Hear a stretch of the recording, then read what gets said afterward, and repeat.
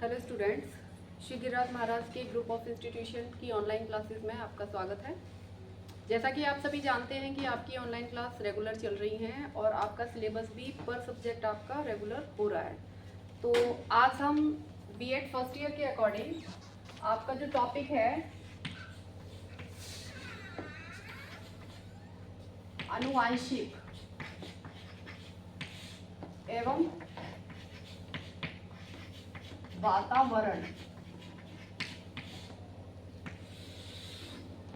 यानी आज हम आनुवांशिकी और वातावरण को पढ़ेंगे। आनुवांशिकता और वातावरण को पढ़ेंगे। यानी आनुवांशिकी क्या है। आनुवांशिकी के बारे में आई थिंक आप सभी जानते होंगे कि आनुवांशिकता क्या होती है। जैसे कि हमारे जो पूर्वज हैं उनके गुणों का हमारे अंदर आना, यानी हमारे जो पूर्वज हैं उनके गुणों का, या ऐसे कह लो पूर्वजों के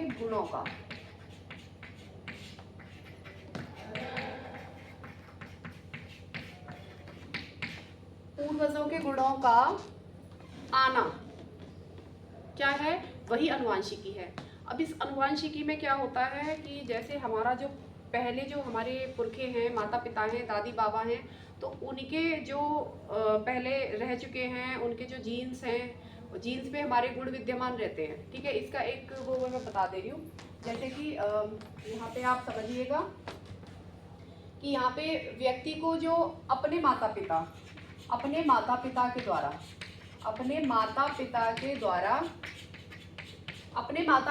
द्वारा शारीरिक व मानसिक गुण प्राप्त होते हैं। ठीक है, माता पिता के द्वारा दो तरीके के गुण प्राप्त होते हैं, एक तो शारीरिक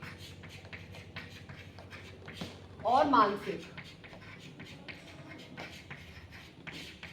ये दो तरीके से मतलब गुण प्राप्त होते हैं। क्योंकि शारीरिक की बात करें तो मे भी हो सकता है कि हमारे पूर्वजों में कोई शारीरिक अपंग रहा हो, ऐसा भी हो सकता है कि शारीरिक गुण में लंबाई और मतलब छोटा बड़ा भी हो सकता है।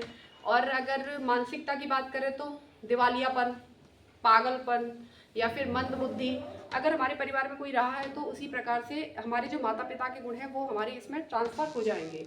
तो गर्भ धारण के समय क्या होता है,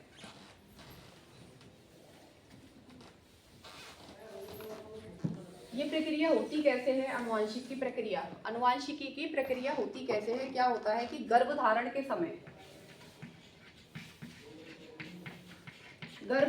के समय जो क्रोमोसोम होते हैं, क्रोमोसोम यानी गुणसूत्र, ठीक है, तो गुणसूत्रों की संख्या कितनी होती है, 29 क्रोमोसोम होते हैं।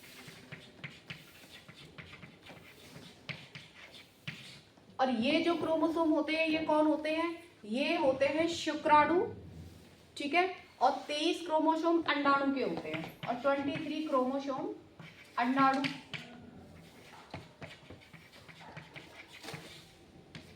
जोड़े के हिसाब से रहते हैं ये जोड़े, 23 जोड़े। ठीक है, तो ये क्या बोलते हैं, तो ये क्रोमोसोम 23 ये किसके, ये है अंडाणु, और ये 29 है शुक्राणु। शुक्राणु जेंट्स में पाए जाते, मतलब शुक्राणु जेंट्स का आप समझ रहे होंगे इस चीज को, और अंडाणु जो होते हैं वो महिला के अंदर होते हैं। ठीक है, तो यहाँ पे क्या होता है कि क्रोमोसोम धागे के समान प्रत्येक क्रोमोसोम पर जीन्स मिलते हैं। यानी ये जो क्रोमोसोम होते हैं ये धागे के समान होते हैं, और प्रत्येक क्रोमोसोम पे क्या रहता है, प्रत्येक क्रोमोसोम पे जीन्स रहते हैं, और इन्हीं जीन्स पर हमारे जो गुण होते हैं वो विद्यमान रहते हैं। ठीक है, इन्हीं जीन्स पर गुण विद्यमान रहते हैं।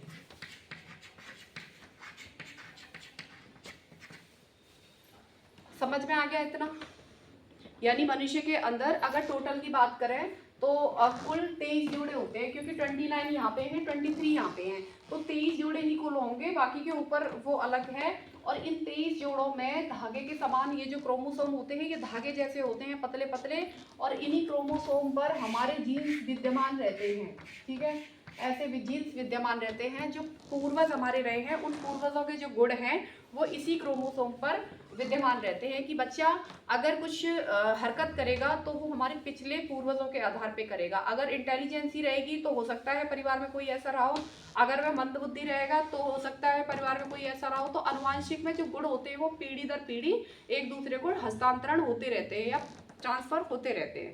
ठीक है, अब अनुवांशिकी का एक यहाँ तक आपकी समझ में आ ही गया होगा।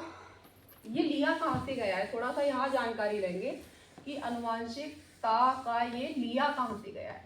देखिए, अगर आप टॉपिक्स की बात करेंगे तो जितने भी टॉपिक हैं बहुत इजी और बहुत सरल हैं अगर समझेंगे तो।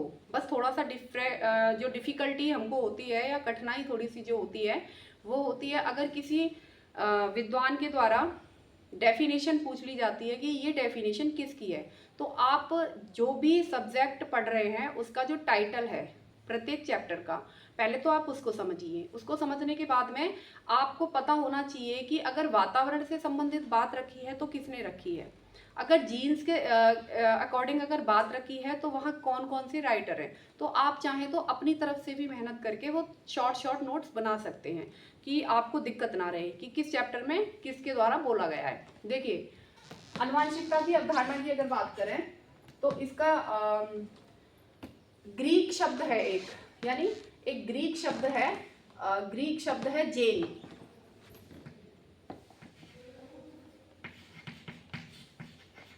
ग्रीक शब्द जेन, ठीक है। तो ग्रीक शब्द जेन जिसका अर्थ क्या होता है, जिसका अर्थ होता है होना। तो ये जो अनुवांशिकी का मतलब है ये जीन ग्रीक शब्द के जैन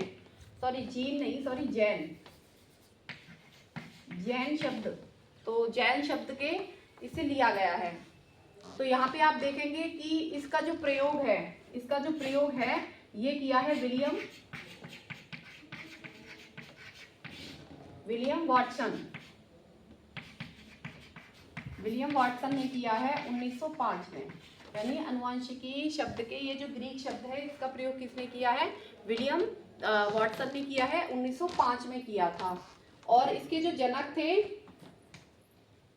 जनक थे यानी इसको अनुवांशिकी शब्द को जिसने मतलब क्रिएट किया था उनका नाम था पादरी। ये ऑस्ट्रिया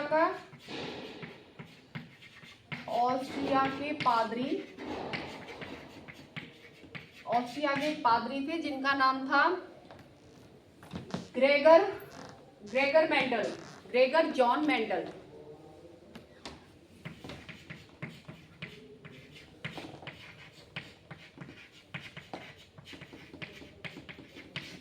ठीक है, तो ये इनके मतलब ऑस्ट्रिया के एक पादरी हैं जिनका नाम है ग्रेगर जॉन मेंडल। इन्होंने अनुवांशिकी शब्द को क्रिएट किया है। ठीक, अब एक चीज डेफिनेशन बता देती हूँ। एक हमारे बहुत ही पॉपुलर हैं जेम्स ड्रेवर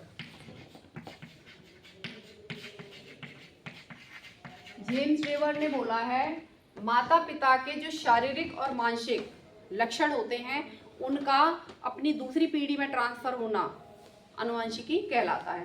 तो संतानों में हस्तांतरण बोल सकते हैं, यानी माता पिता के शारीरिक और मानसिक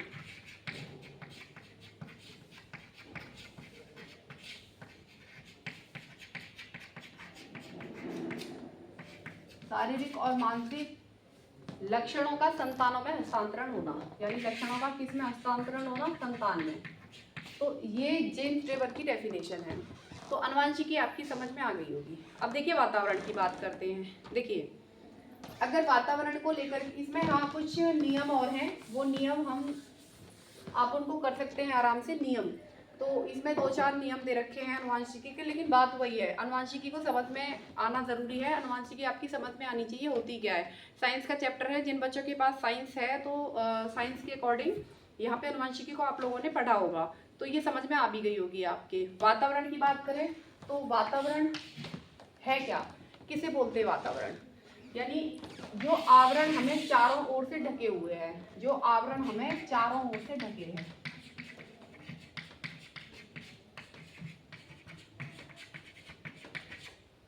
जो आवरण हमें चारों ओर से ढके हैं, तो ऐसा आवरण क्या कहलाता है? ऐसा आवरण कहलाता है वातावरण। ये आवरण क्या कहलाएगा? वातावरण। अब वातावरण जो है वो अनुवांशिकी के साथ में वातावरण को क्यों दिया गया है? क्योंकि देखिए, अनुवांशिकी के अकॉर्डिंग तो बोला गया है, हमने ये समझ लिया है या बोला गया है, कुछ भी आप कह सकते हैं, कि जो गुण, पैतृक गुण हमारे आप या हमें उस चीज़ को मतलब ऑब्जर्व किए या हमारे ऊपर उस चीज़ का असर पड़ा, तो ऐसा बोल दिया जाता है सामाजिक तरीके से, इसके मतलब परिवार में ऐसा रहा था तो ये ऐसा है, पहली चीज़। दूसरी चीज़, अगर वातावरण की बात करें तो वातावरण जो है हमारे ऊपर बहुत ज़्यादा प्रभाव डालता है। ठीक है, ये चीज़ मैंने एक दिन और डिस्कस की थी आप सभी से कि वातावरण का प्रभाव क्यों हमारे ऊपर ज़्यादा रहता है, क्योंकि वातावरण जो है वो हमें चारों ओर से घेरे हुए है किसी ना किसी रूप में। ठीक है, अब हमारे आसपास का माहौल जैसा रहेगा वैसा ही हमारे ऊपर उस चीज़ का प्रभाव पड़ेगा। फॉर एग्जाम्पल, एक परिवार है, परिवार में एक बच्चा है और बच्चे के वातावरण यानी परिवार का जो वातावरण है वो एजुकेटेड है। अब एजुकेटेड बंदा है, परिवार में सभी मतलब पढ़े लिखे हैं, और जो बच्चे के साथ में बातचीत करने का तरीका, घर में खान पान का तरीका, खाने का तरीका, और हैंड वॉश कब करने चाहिए, कब खाना खाना चाहिए, वो सारा शेड्यूल जो है वो बच्चा अपने परिवार से सीख लेता है, क्योंकि उसके परिवार का वातावरण ऐसा है। लेकिन अगर हमारे परिवार का अगर वातावरण, मान के चलिए ग्रामीण क्षेत्र की बात करें, तो वहाँ हम शुरू से ज़्यादातर जो इम्पोर्टेंस दी जाती है वो कार्य इत्यादि पर दी जाती है।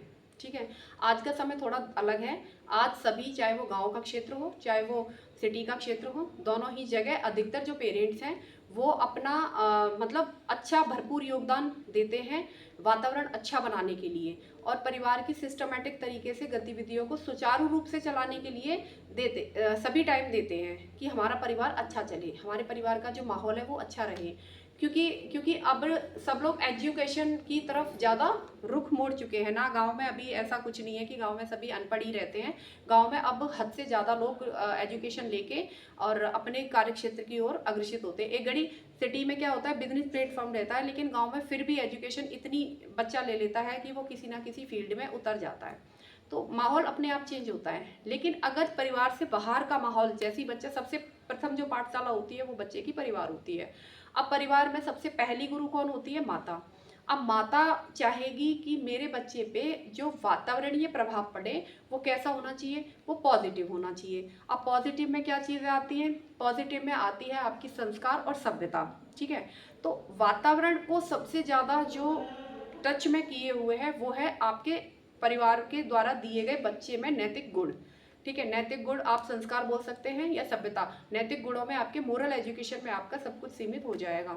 अब बच्चा बाहर निकला, बाहर निकलने के बाद क्या होता है, चाहे वो सिटी का बच्चा हो चाहे वो रूरल क्षेत्र का बच्चा हो, जब वह परिवार से बाहर निकलता है तो बाहरी वातावरण को, बाहरी जो गतिविधि हैं या बाहर के जो लोग हैं उनके टच में आएगा। तो वातावरण के टच में बच्चा हमेशा फिर गांव क्षेत्र से फिर नगर क्षेत्र की तरफ बढ़ेगा, तो वहाँ के वातावरण से ऑब्जर्व होगा। नगर क्षेत्र से फिर एक समाज, फिर एक राष्ट्र, फिर आगे भी निकल सकता है। तो जहाँ का जैसा प्रभाव उसके ऊपर पड़ता जाएगा बच्चा वैसे ही बनता चला जाएगा। और इसलिए हम स्टार्टिंग में बोलते हैं, जो आपको मैंने अवस्थाएं कराई थी, जो स्टेज कराई थी, उस स्टेज में मैंने बताया था कि बच्चों की 6 से 12 और 12 से 18, 6 से 12 की पीरियड में बच्चे को थोड़ा अच्छे से ट्रीट करते चलना चाहिए, एक एज ए फ्रेंड के तरीके से। 12 से 18 बिल्कुल उसका फ्रेंड बन जाना चाहिए, क्योंकि जो वातावरणीय क्षेत्र, जो क्लाइमेट है वो जो चेंज होगा, उसकी जो संगति जिस मतलब अपने अपने ग्रुपिंग के अकॉर्डिंग या वातावरण के अकॉर्डिंग जो चेंज होगी, तो उसका प्रभाव बच्चे पे बहुत ज़्यादा पड़ेगा। तो अनुवांशिकी और वातावरण कोई इतना बड़ा मतलब ऐसा कोई टॉपिक नहीं है जो आपकी समझ में नहीं आएगा। आपको ये छोटी छोटी चीज़ें थोड़ा माइंड में मतलब समझ में अपने आप समझनी होंगी कि हाँ, अनुवांशिकी का प्रभाव भी बच्चे पे पड़ता है और वातावरण का प्रभाव भी बच्चे पे पड़ता है। अब दोनों चीज़ें एक साथ हम कह सकते हैं कि अगर बच्चे पे प्रभाव पड़ता है आनुवंशिकी और वातावरण का, हाँ जी पड़ता है। क्यों? क्योंकि दोनों ही अपनी जगह पे कार्य करते हैं। अगर बच्चे ने जन्म लिया है तो वातावरणीय तरीके से उसके ऊपर प्रभाव पड़ेगा। अगर बच्चे के पारिवारिक पीढ़ी दर पीढ़ी जो हस्तांतरित जो उसके लक्षण हैं वो उसका भी प्रभाव बच्चे पे पड़ेगा। जैसे आपने देखा होगा, अगर माता पिता लंबे हैं तो बच्चे उनके द्वारा किए पैदा हुए बच्चे ज़्यादातर 90% या 95% बोल सकते हैं वो लंबे ही होंगे। अगर इन केस उनके लास्ट टर्म के जो पीरियड्स जो निकल के गए हैं, उनका जो समय निकल के गया है, वहाँ अगर बच्चे की हाइट, उनके परिवार में किसी की हाइट अगर कम रही है और वो जीन्स वहाँ पे विद्यमान है, तो हो सकता है कि पीढ़ी में कोई ना कोई उनकी हाइट के अकॉर्डिंग आ जाए। ठीक है। और वातावरण की बात करें तो वातावरण में जो जैसा वातावरण बच्चा, क्योंकि भाई हमें चारों तरफ से घेरे हुए है वातावरण, और हम कहीं भी निकलें, किसी भी क्षेत्र में निकले, राजस्थान जाएं तो हमें वातावरण घेरे है, हम अगर एमपी जाए तो हमारे साथ वातावरण है। क्यों? क्योंकि वहाँ का जो एटमॉस्फेयर है, वहाँ का जो मतलब कल्चर है, या वहाँ की जो एक तरीके से सभ्यता है, वो हमें कहीं ना कहीं सीखनी पड़ेगी, हमारे ऊपर उस चीज़ का प्रभाव पड़ेगा और हमें उसके अकॉर्डिंग ढलना भी पड़ेगा। और देखिए, वातावरण सबसे बड़ी चीज़ है, वातावरण हमें ढलना भी सिखाता है। ऐसा नहीं है कि मतलब वातावरण केवल हमें बुरे ही बुरे प्रभाव डालेगा, नहीं जी। हमारे अंदर जो अच्छे गुण हैं, हमारे परिवार के द्वारा जो हमें संस्कार दिए गए हैं, उनका असर भी हम वातावरण के हिसाब से चेंज करते हैं। ठीक है। जैसे एग्जाम्पल में आप ले लीजिए कि आपके मम्मी के द्वारा या आपके पिता के द्वारा आपको एक अच्छी एजुकेशन दी गई है कि बेटा बाहर जब जाएंगे तो हमें ज़्यादा किसी से बात नहीं करनी है, बाहर का वातावरण पता नहीं माहौल कैसा हो, आपको अपनी सीट छोड़ के नहीं जानी है, आप सफ़र कर रहे हैं, बहुत सारी चीज़ें दी जाती हैं।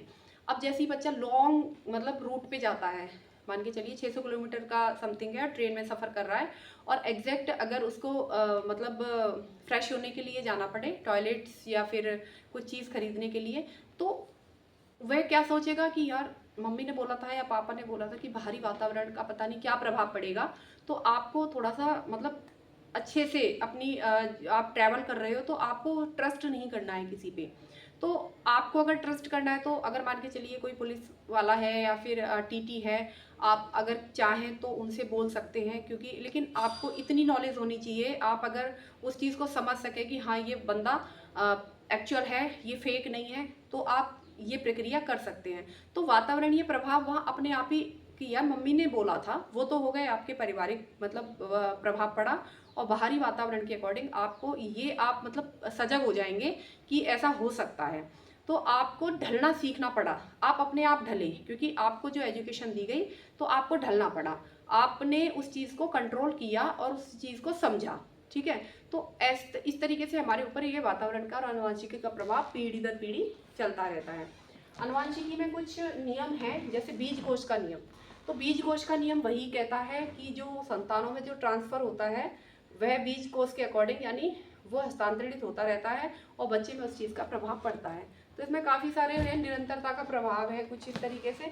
तो वो आप उस चीज़ को एक बार आप देख लीजिएगा आपके उसमें, क्योंकि वहाँ सिर्फ आपको वो पॉइंट्स याद करने, समझ में आ जाना चाहिए कि हाँ ये आनुवंशिकी है, क्योंकि आपने आनुवंशिकी के मेथड को समझ लिया है, आनुवंशिकी के टाइटल को समझ लिया है, तो वो चीज़ आप कर सकते हैं। वातावरण से संबंधित वातावरण को प्रभावित करने वाले कारक, यानी वातावरण को क्या क्या चीज़ें प्रभावित करती हैं, जैसे कौन कौन से घटक हैं वातावरण को प्रभावित करने वाले, तो वो चीज़ आप एक बार देखिएगा, क्योंकि वातावरण को प्रभावित करने वाले जो कारक हैं वही हमारे ऊपर इम्पैक्ट डालते हैं, या फिर ये कहें कि हमारे द्वारा जो चीज़ें सीखी गई हैं और हमने उन चीज़ों को जो अपने बॉडी के अंदर ऑब्जर्व किया है तो हम वातावरण के हिसाब से उसको चेंज कर सकते हैं। तो आज का टॉपिक इतना बड़ा नहीं है, आज का टॉपिक लिमिटेड है और मे बी आपकी समझ में अच्छे से आ ही गया होगा। अगर किसी को प्रॉब्लम है यहाँ पे तो वो मुझसे बात कर सकता है 13 नंबर पे। ठीक है। तो आज की आपकी क्लास हम यहीं ऑफ करते हैं, कल का कंटिन्यू